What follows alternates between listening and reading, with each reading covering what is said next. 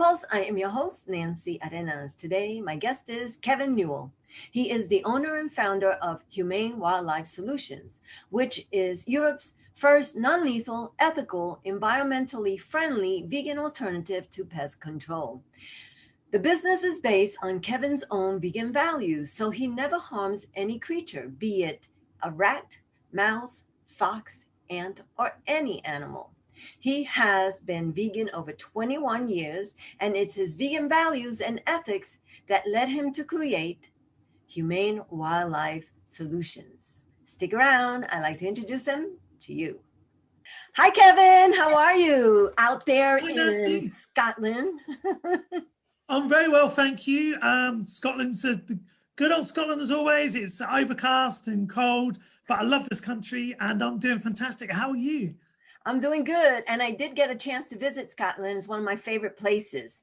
So I'm going to start off by doing what I always do. Ask you, how did you come to veganism? Well, when I was a teenager, this is a really good story. So as a teenager, I was volunteering at a wildlife rescue centre when all my friends were out chasing girls. So straight away I was different, and they had their priorities, and I wanted to work with animals and be around animals. So I had a job where I had to look after these Chinese potbelly pigs. They had escaped an abattoir in Essex in England, and people didn't want them killed, so they came to the rescue centre, and it was my job to spend the summer with these pigs and getting them used to people before they could be released around the park to roam freely around the visitors. On the very first day that the pigs were released, one of them followed me into the cafe on site, the rescue centre, and I wasn't even vegetarian then, and I was eating a sausage sandwich, and it horrified me. I was eating one of my babies, and I made such a protest. I stood up and I went over to the staff, and I said, look, I'm going to go vegetarian. I can't eat these animals. I care for them. I share emotions and feelings and connections with these pigs, and I was not going to have that again. That I would be in a position where I would be eating them.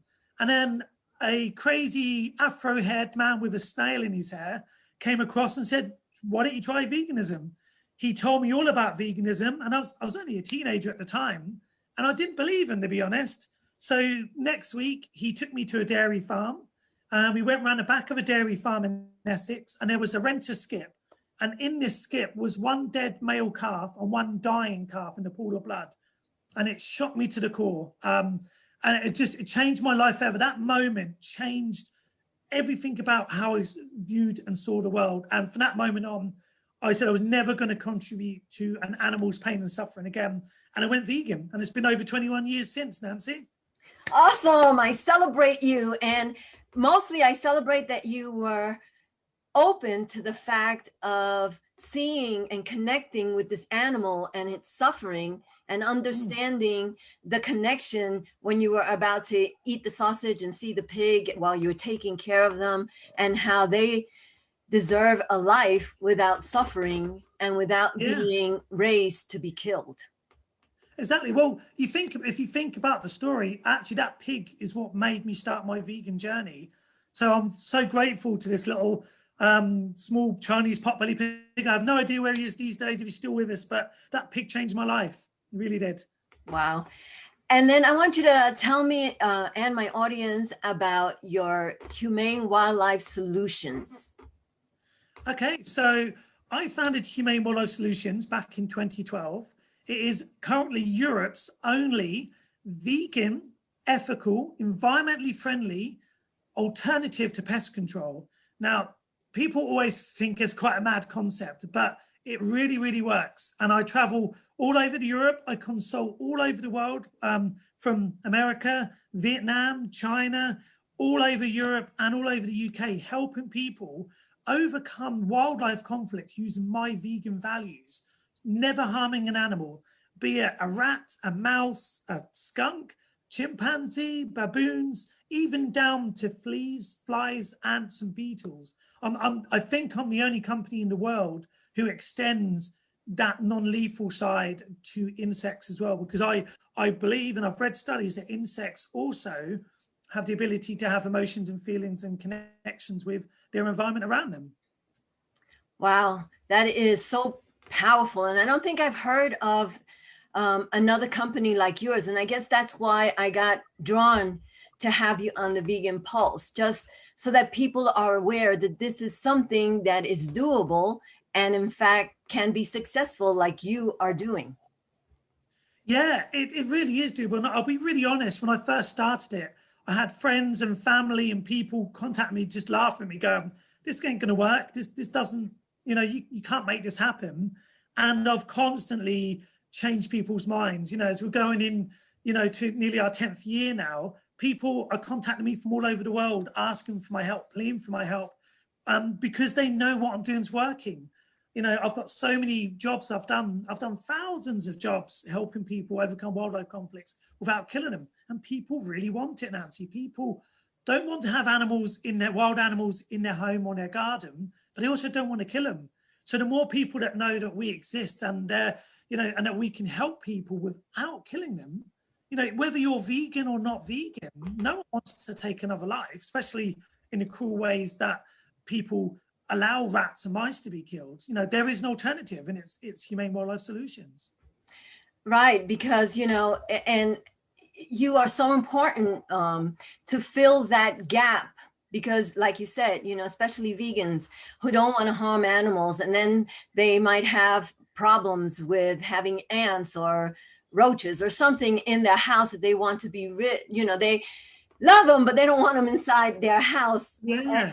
And so they may not want to contact a pest control agency because they know what's going to happen. They're going to come in and fumigate and use chemicals and things like that. And they don't want to be a part of that. But then on the other hand, they're kind of left with a little bit of confusion and not knowing exactly what to do.